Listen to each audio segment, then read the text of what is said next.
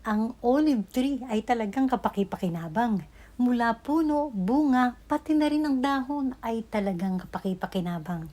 Guys, kung bago lang kayo sa channel ko, please subscribe, like, and share, and don't forget to hit the bell button para updated kayo sa lahat ng aking mga vlogs. Dahil nga sa ito'y kapaki-pakinabang, naturalmente para sa akin ang gumawa ng isang pack na hindi pa nyo napapanood sa YouTube. Yes, yun ang katotohanan nun. Siguro ngayon pa lang kayo makakakita ng dahon na pinitpit, dinurog, at saka ako ngayon na nilagyan ng aloe vera gel. Pwede rin yung lagyan ng oil, kahit anong klase ng oil, para mababad lang ang inyong mukha bago kayo maligo.